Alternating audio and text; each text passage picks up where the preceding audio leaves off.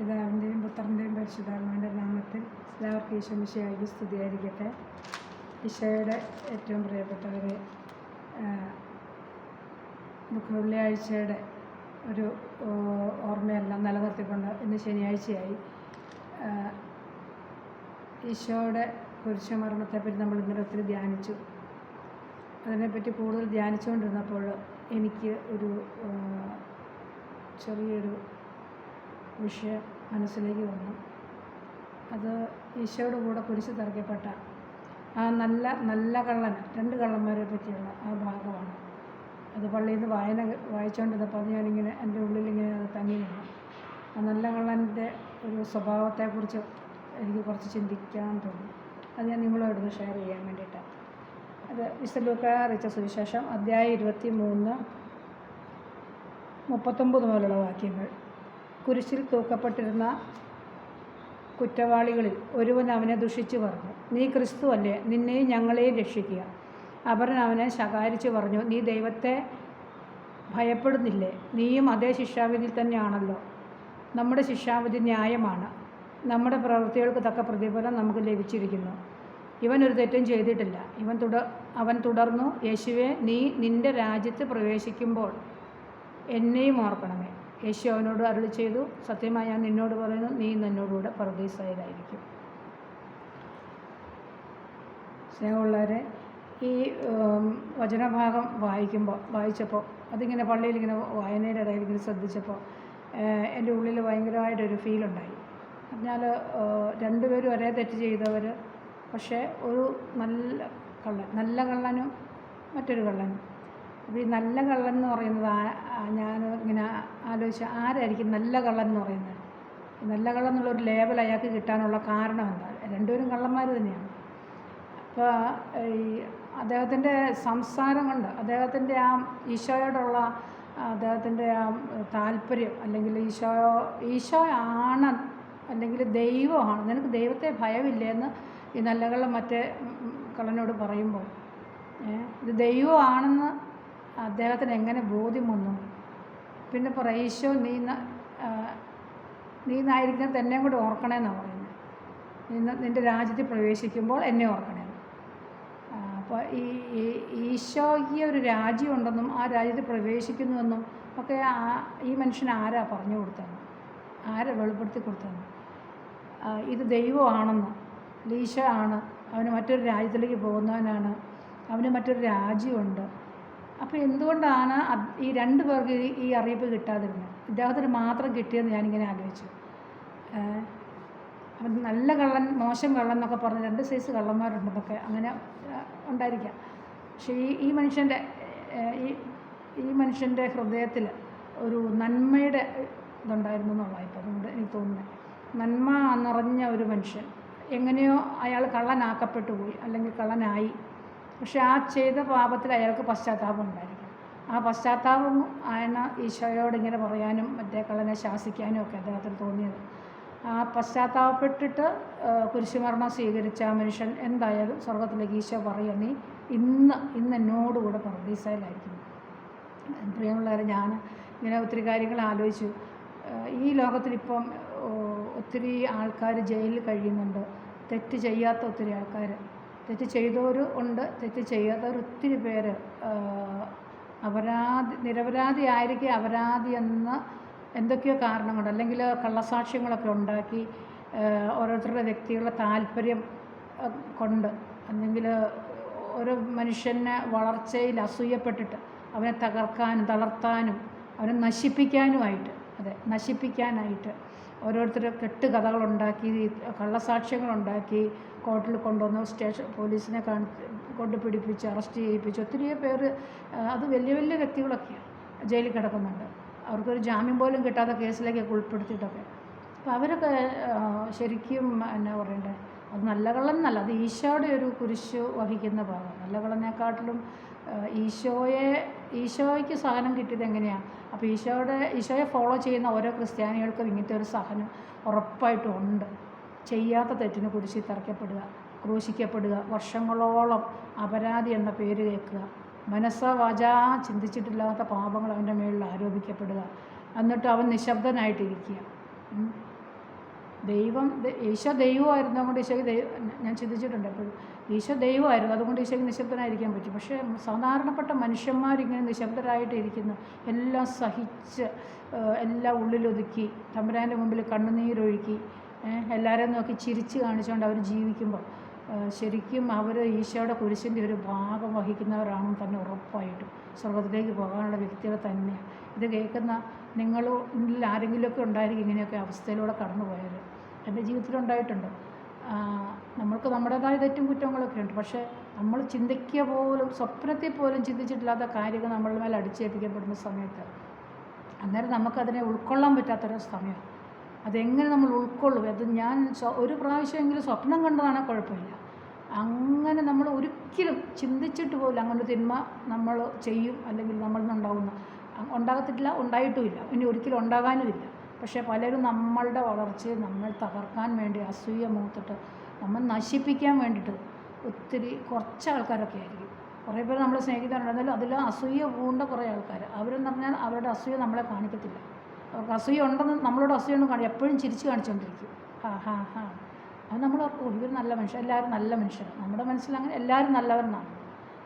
ഇത് നല്ല മനുഷ്യരാണല്ലോ എന്ന് ഓർത്ത്. പക്ഷെ പെട്ടെന്നൊരു ഇടുത്തി പോലെ നമ്മുടെ തലയിലേക്ക് ഇങ്ങനെ ഒരു വലിയൊരു നിരപരാധിയായിരിക്കും ഒരു വലിയ അപരാധങ്ങൾ ഇങ്ങനെ ചാർത്തപ്പെട്ട് അതിനു വേണ്ടിയിട്ട് ഒരു കള്ളസാക്ഷികളെ ഉണ്ടാക്കും. നമുക്കതിൽ പറയാൻ വേണ്ടിയിട്ടുള്ള ആൾക്കാരെ എല്ലാം റെഡിയാക്കും. ഇതെല്ലാം അനുഭവിച്ചിട്ടുള്ള ഒത്തിരി പേര് ഇന്ന് ഈ ലോകത്തിലുണ്ട്. അതിൻ്റെ ഒരു രക്തസാക്ഷികളായിട്ടുള്ളത്, അതിൻ്റെ ഒരു രക്തസാക്ഷി ഞാനും ഉണ്ട്. അപ്പോൾ അത് ചിലപ്പോൾ കുടുംബത്തിൽ നിന്നായിരിക്കാം, സമൂഹത്തിൽ നിന്നായിരിക്കും, ഓഫീസിൽ നിന്നായിരിക്കും, അല്ലെ അങ്ങനെയൊക്കെ ഒത്തിരി എവിടെന്നെങ്കിലുമൊക്കെ ആയിരിക്കും നമ്മളറിയാത്തവർ. അപ്പോൾ നമ്മളെന്താ ചെയ്യേണ്ടത്? എനിക്ക് പക്ഷേ അന്ന് അത് ഉൾക്കൊള്ളാൻ പറ്റത്തില്ലായിരുന്നു. ഞാൻ അന്നേരം എനിക്കെതിരെ ആരോപണങ്ങൾ പറഞ്ഞപ്പോൾ ഞാൻ അവിടെ നിന്ന് തന്നെ കുറച്ച് കാര്യം ഞാനിത് ചെയ്തതല്ല എന്ന് ഞാൻ പറഞ്ഞു. അതിന് ശേഷം പിന്നീട് എനിക്കത് ഓർക്കുമ്പോൾ സങ്കടം. എത്രയോ രാത്രികൾ ഉറങ്ങാതിരുന്നിട്ടുണ്ട്. എൻ്റെ തലവണ്ണാനൊക്കെ നനഞ്ഞു കുതിർന്ന് എത്ര നാളുകൾ ഞാൻ സങ്കടപ്പെട്ടിരുന്നിട്ടുണ്ട്. പക്ഷേ ഒത്തിരി നല്ല വ്യക്തികൾ എന്നെ സഹായിക്കാനും എന്നെ സ്നേഹിക്കാനും സാരമില്ല പോട്ടെ എന്ന് പറയാനും ഒക്കെ ഉണ്ടായിരുന്നു. അതുപോലെ ഒത്തിരി ധ്യാന സെൻറ്ററുകളിൽ കൂടിയൊക്കെ കുറേ ധ്യാനമൊക്കെ കൂടി. അപ്പോൾ ഒക്കെ ഞാൻ പൂർണ്ണമായിട്ടൊരു ഫ്രീ ആയിട്ടില്ലായിരുന്നു മൈൻഡ്. കുറേ നാളിങ്ങനെ വിഷമിച്ചിരിക്കുമ്പോൾ കുറേ ദിവസം കൊണ്ട്, കുറേ നാളുകൾ കൊണ്ടാണ് ഞാനിതിൽ നിന്ന് റിക്കവറായി. ഞാൻ ചെയ്യാത്ത ഒരു ചീത്ത കാര്യങ്ങളൊക്കെ എൻ്റെ മുകളിൽ വെക്കുമ്പോൾ നമുക്കത് ഉൾക്കൊള്ളാൻ പറ്റത്തില്ല. ഇതനുഭവിച്ചാൽ നിങ്ങൾ ഒത്തിരി പേരുണ്ടാവും. ആ സമയത്ത് ഈശോയെ നോക്കുക അല്ലാതെ വേറൊരു നിവൃത്തിയില്ല. കർത്താവിൻ്റെ ഒരു പീഡാസഹനത്തിൻ്റെ കാലത്ത് കുരിശിൻ്റെ വഴിയിൽ കൂടി ഞാൻ ആ സമയത്ത് പോയി കുത്തി എഴുന്നേറ്റ് കുമ്പിട്ട് പോയിക്കൊണ്ടിരിക്കുമ്പം കർത്താവിൻ്റെ ഓരോ തുള്ളി ചോരയും ഇങ്ങനെ ഒഴുക്കണേ എൻ്റെ മേലിൽ. കർത്താവെ, എന്നെപ്പോലെ വേദനിക്കുന്നവരൊക്കെ ഞാൻ സമർപ്പിച്ചു. അവിടെയാണ് നമുക്ക് സൗഖ്യം കിട്ടുന്നത്. അവിടെയാണ് എനിക്ക് കുറേ എല്ലാം ക്ഷമിക്കാൻ പറ്റി. ഇപ്പം എന്നെ കേൾക്കുന്ന നിങ്ങളിൽ ഒത്തിരി പേര് ഇതുപോലെ അനുഭവിക്കുന്നുണ്ടാവും. നമുക്ക് തന്നെ അറിയാവുന്ന കുറേ പേരല്ലേ, നല്ല നല്ല വ്യക്തികൾ ഇപ്പോൾ ജയിലിൽ കഴിയുന്നുണ്ട്. ഒരു തെറ്റൊന്നും ചെയ്തിട്ടില്ല, അവർ പറയുന്ന തെറ്റൊന്നും ചെയ്തിട്ടില്ല. പക്ഷേ ഇവരെല്ലാം അപ്പോൾ മൊത്തത്തിൽ ഞാനിങ്ങനെ ചിന്തിച്ചു, ഈശോയോട് ചോദിച്ചു, ഈശോയെ എന്തിനാണ് ഇങ്ങനത്തെ ഒരു സഹനം? നിരപരാധി എന്തിനു സഹിക്കണം? ഇത് കുറേ നാളുകളായിട്ട് ഞങ്ങൾ ചോദിച്ചുകൊണ്ടിരിക്കുക. കാരണം ഈ സഹനം ഞാൻ അറിഞ്ഞതുകൊണ്ട് അതിൻ്റെ തീവ്രത എനിക്കറിയാം. എൻ്റെ കേസ് ചെറുതായിരുന്നു, പക്ഷേ വലിയ വലിയ കേസുകളിലൊക്കെ പെട്ടിട്ട് ആൾക്കാർ ജയിലിൽ കഴിയുമ്പോൾ അവരുടെ മേളിൽ 2 കേസും അങ്ങനെയുള്ള വേണ്ടാത്ത മ്ലേച്ഛമായിട്ടുള്ള പാപങ്ങളൊക്കെ അടിച്ചേൽപ്പിക്കുമ്പോൾ ആ നല്ല നിഷ്കളങ്കരായ മനുഷ്യന്മാരുടെ ആ ഹൃദയത്തിനൊക്കെ എന്തുമാത്രം മുറിവായിരിക്കും വന്നിട്ടുള്ളത് ഞാൻ ആലോചിക്കുക. അവർക്ക് എന്നാ പറയണ്ടത്, ജാമ്യം പോലും കിട്ടാതെ അവർ ജയിലറയ്ക്കകത്ത് ഇങ്ങനെ കഴിയുന്നു നിരപരാധിയായിരിക്കുന്നു. അപ്പോൾ ഞാൻ ഒത്തിരി പേര് ഇപ്പം എൻ്റെ മനസ്സിലൂടെ കടന്നു പോകുന്നത്. ചെറിയൊരു എക്സാമ്പിൾ നമ്മുടെ ഉമ്മൻചാണ്ടി സാറ് മരിച്ചു കഴിഞ്ഞപ്പോൾ അദ്ദേഹം വിശുദ്ധൻ പറഞ്ഞാൽ എല്ലാവരും പാടാൻ ആളുണ്ടായിരുന്നു. അന്ന് ചീത്ത വിളിച്ചവർ ഇന്ന് പാടുന്നുണ്ട്. അപ്പോൾ ഇതൊക്കെ വെച്ച് നോക്കുമ്പോൾ ക്രിസ്തുവിനെ സ്നേഹിക്കുകയും ക്രിസ്തുവിനെ ഫോളോ ചെയ്യുകയും ചെയ്യുന്ന ഏതൊരു വ്യക്തിക്കും, അത് ക്രിസ്ത്യാനിയോ ഹിന്ദുവോ ആരും ആയിക്കോട്ടെ, ഞാൻ പറയുന്നത് ക്രിസ്തുവിനെ സ്നേഹിക്കുന്നത് എന്നുവെച്ചാൽ ക്രിസ്തുവിൻ്റെ സ്വഭാവം മുഴുവൻ അറിയാമായിട്ട് ക്രിസ്തു സഹിച്ചു, ജനത്തിന് വേണ്ടി, സ്വന്തം ജനത്തെ രക്ഷിക്കാൻ, നരകത്തെ രക്ഷിക്കാൻ വേണ്ടി സഹിച്ചു. പീഡാനുഭവത്തിൽ നിന്ന് അവൻ്റെ ആ കാലഘട്ടം, അവൻ്റെ ഹൃദയത്തിനേറ്റ മുറിവ്, അവൻ്റെ ഈശോയുടെ ആ ശരീരത്തിലേറ്റ മുറിവുകളൊക്കെ ആ passion of the Christ cinema കാണുമ്പോഴാണ് നമ്മൾ ശരിക്കും ഈശോയുടെ സഹനം എത്ര ഭീകരമായിരുന്നു, എത്ര ഭയാനകമായിരുന്നു എന്ന് മനസ്സിലാവുന്നത്. അതിനകത്തെല്ലാം ശരിക്കും കാണിച്ചിട്ടില്ലെന്നാണ് പറയുന്നത്. ഓക്കെ, അപ്പോൾ ഇതിനൊക്കെ എനിക്ക് പറയാനുള്ള, ഇതുപോലെ വേദനിച്ചിരിക്കുന്ന എല്ലാ ആൾക്കാരോടും എനിക്ക് പറയാനുള്ളത്, കർത്താവ് നമ്മുടെ കൂടെ ഉണ്ട്.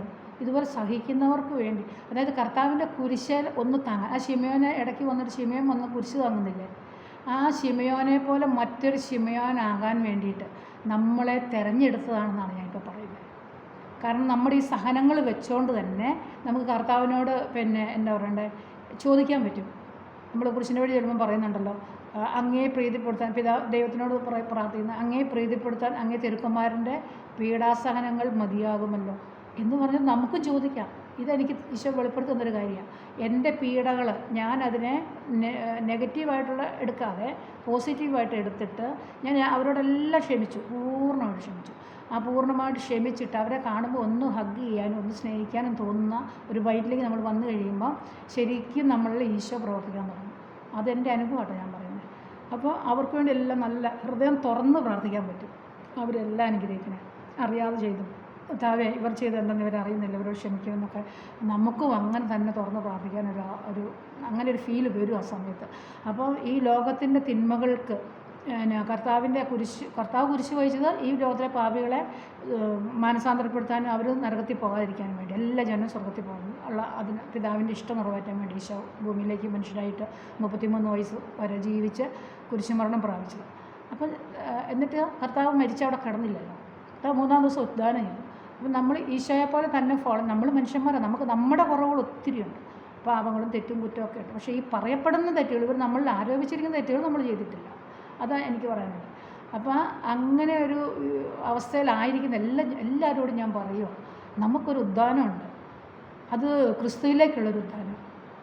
അതായത് പാപികളുടെ മാനസാന്തരത്തിന് വേണ്ടി നമ്മുടെ സഹനങ്ങളെ പിതാവിനോട് നമുക്ക് ആർഗ്യൂ ചെയ്യാൻ പറ്റും.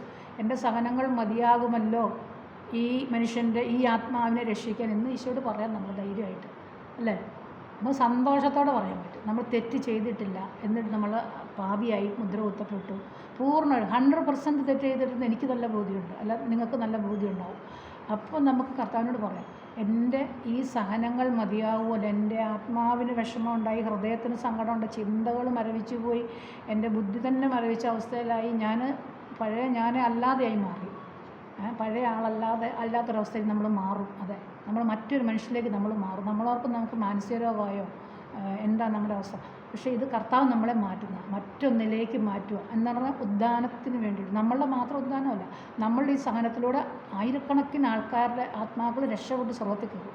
നമ്മുടെ ഈ സഹനങ്ങളെ കർത്താവിന് മുമ്പിലേക്ക് എടുത്തങ്ങ് വെക്കണം. എന്നാ പിടിച്ചോ, ഞാൻ ഇത്രയും സഹിച്ചിട്ടുണ്ട്, ഇതിൻ്റെ ഫലമായിട്ട് ഇന്ന മദ്യപാനിയെ മാനസാന്തരപ്പെടും, അല്ലെങ്കിൽ ഇന്ന ആൾക്കാരെ, ഇന്ന പാപം ചെയ്ത് ജീവിക്കുന്ന കുഞ്ഞുങ്ങളെ നീ മാനസാന്തരത്തിലേക്ക് നയിക്കണം, അവരെ സ്വർഗത്തിൽ കൊണ്ടുപോകണമെന്ന് പറഞ്ഞ് എന്നിട്ട് നമുക്ക് മുട്ടയെ കുത്തിന്ന് കൈ വെച്ച് ഒന്ന് പ്രാർത്ഥിക്കാം.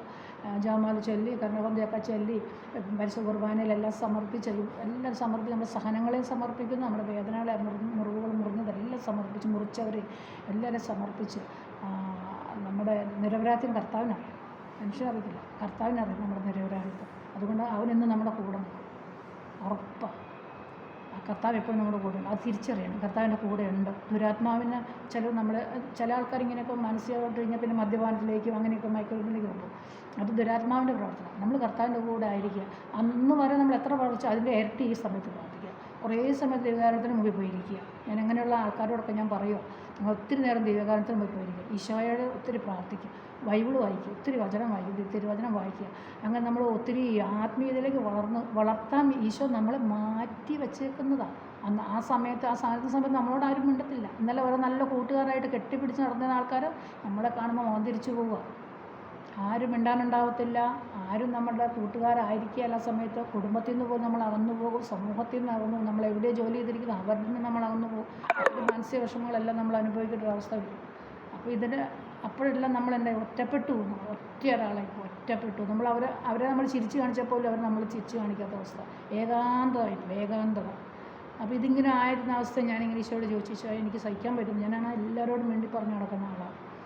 അപ്പോൾ ഈശോ എനിക്ക് പറഞ്ഞു തന്നൊരു എക്സാമ്പിൾ ഇതാണ്. ബട്ടർഫ്ലൈ, പൂമ്പാറ്റ അതിൻ്റെ കൂടിനകത്ത് ഇരിക്കുമ്പോൾ അതിനെ കാണാൻ ഒരു രസമില്ല, അതൊരു പുഴുവാണ്. കണ്ടെങ്കിൽ അതിൻ്റെ പുഴുവെന്ന് പറഞ്ഞാൽ ചവിട്ടിക്കൊണ്ടു അതിനെ ഓടിച്ചു പോകും. പക്ഷേ അതിന് ഒരു ധ്യാന ജീവിതമാണ്. ആ പ്യൂപ്പയ്ക്കകത്തിരിക്കും, പ്യൂപ്പിന് അകത്തിരിക്കുമ്പോൾ ആ പൂമ്പാറ്റ കുഞ്ഞ് അതിൻ്റെ ഒരു ധ്യാനം സമയത്ത്. അത് കഴിഞ്ഞ് ആ പ്യൂപ്പ് പൊട്ടി അതിൻ്റെ വളർച്ച പൂർത്തിയാക്കി അത് പുറത്തോട്ട് ഇറങ്ങുന്നത് എങ്ങനെയാണ്? വർണ്ണച്ചിറകുകളുള്ള വലിയ നല്ല ഭംഗിയുള്ള എല്ലാവരും കണ്ടാൽ കൊതിക്കുന്ന നല്ല ഒരു ചിത്രശലഭമായിട്ട് അത് പ്രകൃതിയെ പറന്ന് നടക്കുകയില്ലേ. പറന്ന് നടന്ന് പൂക്കളിൽ നിന്ന് പൂക്കളിലേക്ക് പറന്ന് നടന്ന് എല്ലാവർക്കും സ്നേഹവും സന്തോഷവും പകർന്നു കൊടുക്കുന്ന ഒരു നല്ല ജീവിയായിട്ട്, ആനന്ദം തരുന്നൊരു ജീവിയായിട്ട് മാറും. അതാ ഈശോയോട് പറഞ്ഞത്. അപ്പോൾ ഇങ്ങനെ വേദന അനുഭവിക്കുന്ന എല്ലാവർക്കും ഈശോയുടെ സഹനം, ഈശോയുടെ ഈ 3 ദിവസത്തെ കല്ലറയ്ക്കുള്ള ഇരിപ്പാണിത്. അപ്യൂപ്പിയിരിക്കുന്ന ഈശോയുടെ ആ കല്ലറയ്ക്ക് അകത്തിരുന്ന അതുപോലെ ശനിയാഴ്ച എല്ലാം ഈശോ അകത്തിരുന്ന ആ ധ്യാനത്തിൽ 3-ാം ദിവസം അവൻ ഉദ്ധാനം ചെയ്തില്ല, ഞായറാഴ്ച. നമുക്കൊരു ഉദ്ധാനമുണ്ട്. ഇതുപോലെ വേദനിക്കുന്ന ഓരോ മക്കൾക്കും ഉദ്ധാനമുണ്ട്.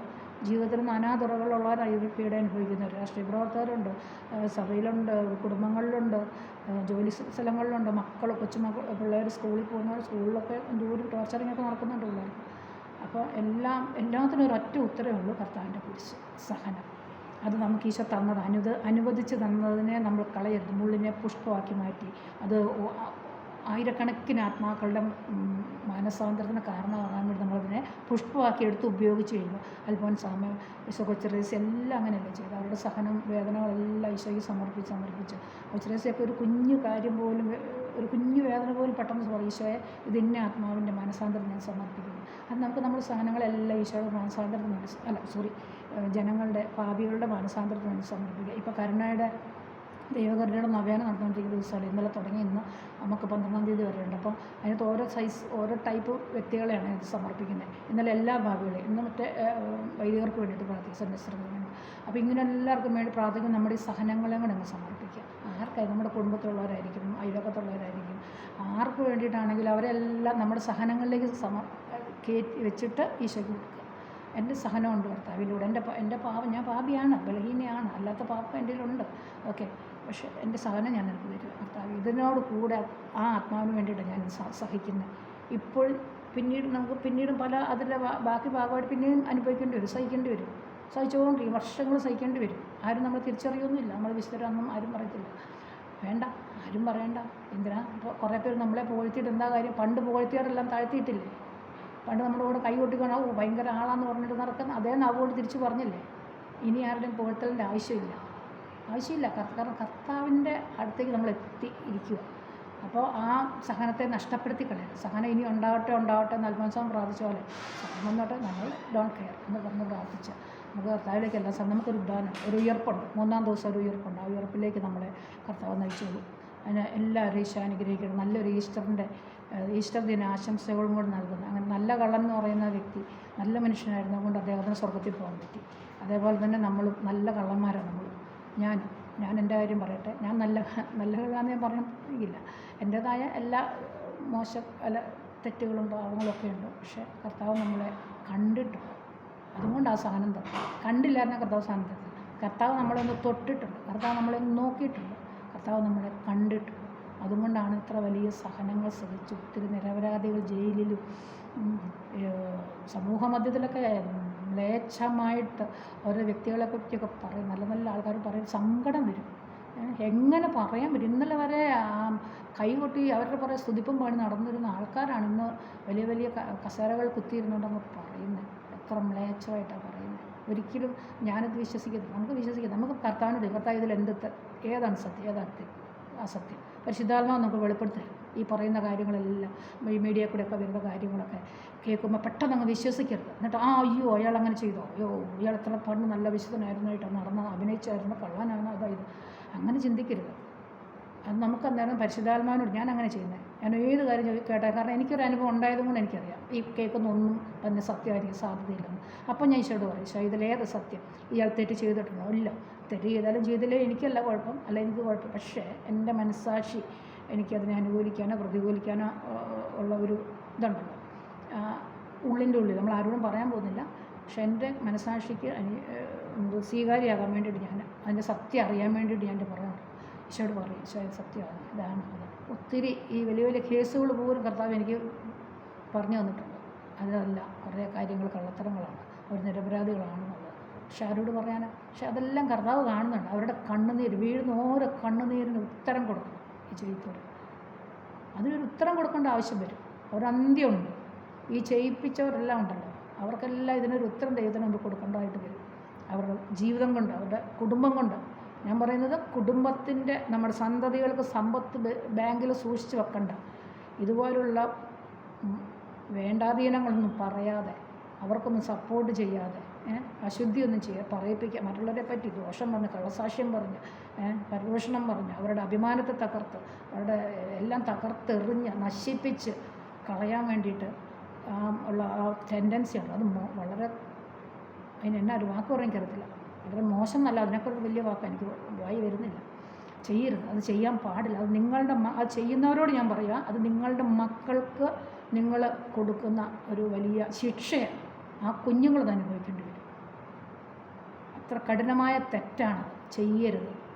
ആരെപ്പറ്റി നിങ്ങൾ ദോഷം പറയരുത്. ദോഷം കണ്ടോ, മിണ്ടാതിരുന്ന് പ്രാർത്ഥിക്കുക.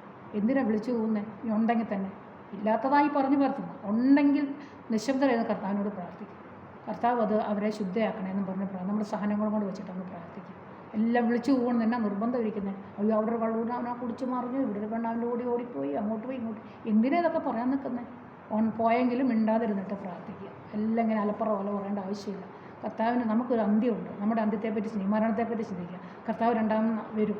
അപ്പം നമ്മൾ ശുദ്ധീകരണ സ്ഥലം നരകത്തിൽ പോകുമോ സ്വർഗത്തിൽ പോകുമോ, ഇതിനെപ്പറ്റി ധ്യാനിക്കുക. നാളെ മരണം ഉണ്ടല്ലോ എനിക്ക്. കർത്താവ് ഇനി എന്നിൽ എന്തോരം അഴുക്ക് കിടക്കുക. അതാ ഈശോ പറഞ്ഞു, നിൻ്റെ കണ്ണിലെ തടിയെടുത്ത് കളഞ്ഞിട്ട് അവൻ്റെ കണ്ണിലെ പൊടിയെടുക്കാൻ പോകാൻ. അത് എൻ്റെ കണ്ണിലെ തടി ആദ്യം എടുക്കാൻ നമുക്ക് നോക്കാം. നമുക്ക് ദൂരമുണ്ട്. ഗാന്ധിജി പറഞ്ഞു, നീ ഒരു വിരൽ അവൻ്റെ നേരെ ചൂണ്ടുമ്പോൾ ഈ 3 വിരലും നിൻ്റെ ഹൃദയത്തിലേക്ക്. കാരണം ഇതിൻ്റെ 3 ഇരട്ടിയായി ഇതേ പാവം നീ ചെയ്യുന്നുണ്ട്. അത് നീ ചിന്തിക്കണം. നീ നിന്നെ പഠിക്കും. ഞാൻ എന്നെ പഠിക്കണം. ആദ്യം പഠിക്കണം, ഞാൻ എന്നെ പഠിക്കട്ടെ. ഞാൻ എന്തെല്ലാം കുഴപ്പക്കാരത്തിയാണ്, ഞാൻ എന്തെല്ലാം പ്രശ്നക്കാരത്തിയാണ്, എനിക്ക് എന്തെല്ലാം തെറ്റും കുറ്റവും കുറവും ഒക്കെ ഉണ്ട്. ഇതൊക്കെ കണ്ടുപിടിച്ചിട്ട് കർത്താവിന് പോയിട്ട് എല്ലാം സമർപ്പിച്ച് കാസായാലും പീലാസയിലേക്ക് പരിശുദ്ധ കുർബാനയുടെ സമയത്ത് എല്ലാം സമർപ്പിക്കുക. നമുക്കെല്ലാം സമർപ്പിച്ച് പ്രാർത്ഥിച്ച് കർത്താവെ ശുദ്ധരാക്കണം. എല്ലാവരും വിശുദ്ധരാക്കണം. എല്ലാവരും വിശുദ്ധരായിട്ട് മരിക്കും. കർത്താവിൻ്റെ രണ്ടാമത്തെ വരവിൽ ഒരാൾ പോലും കർത്താവിൻ്റെ ഇടത് ഭാഗത്തുണ്ടാകും. എല്ലാവരും ഈശോയുടെ വലതു ഭാഗത്തുണ്ടാകണം എന്നുള്ള ആ സന്തോഷത്തോടെ നമ്മൾ പ്രാർത്ഥിച്ചാൽ ആ ആത്മാക്കൾക്ക് മാനസാന്തരം 100% ഉണ്ട്. ഞാൻ പറയും, എൻ്റെ അനുഭവം കൊണ്ട് ഞാൻ പറയും. എൻ്റെ അനുഭവങ്ങൾ നമ്മളോട് ഷെയർ ചെയ്യുന്നത് 100% കർത്താവ് നമ്മുടെ കൂടെ നിൽക്കും, കട്ടയ്ക്ക് കൂടെ നിൽക്കും. അവർക്ക് വേണ്ടി നമ്മൾ കൈ അവരുടെ മേൽ വെച്ചാൽ അവർക്ക് സൗഖ്യം ഉണ്ടാവും, ആശ്വാസം കിട്ടും. നമ്മുടെ ഒരു പുഞ്ചിരി പോലെ അവർക്ക് ആശ്വാസം കിട്ടും. അവരൊന്ന് സ്നേഹിച്ചാൽ, വേദനിച്ചിരിക്കുന്നവരെയൊക്കെ ഒന്ന് സ്നേഹിക്കുക. എന്തോരം നന്മകൾ ചെയ്യാൻ ഈ ഭൂമി കിടക്കുന്നത്. സമയമില്ല നമുക്ക് നന്മ ചെയ്യാൻ. അത്ര മാത്രം നന്മകൾ ചെയ്യാനുണ്ട്. ദൂരം സമയം പ്രാർത്ഥിക്കുക. ആ സമയത്ത് ഈ പരദൂഷണമായിട്ട് നടക്കാതെ, പ്രത്യേകിച്ച് അമ്മമാരോടൊക്കെ ഞാൻ പറയാം, ഈ പരദൂഷണം പറഞ്ഞ് അത് അവിടെ പറഞ്ഞു ഇവിടെ പറഞ്ഞു അപ്പുറത്ത്, അങ്ങനെ പറയാനുള്ള സമയം നമുക്കിനി ഇല്ല. സമയം എത്തിപ്പോയി. രണ്ടാം വരവ് എത്തിപ്പോയി കർത്താവിൻ്റെ. അതുകൊണ്ട് അതിന് വേണ്ടിയിട്ട് എല്ലാവരും മെനക്കെടുക. കർത്താവിൻ്റെ രണ്ടാം വരവ് ഞാൻ എവിടെയായിരിക്കും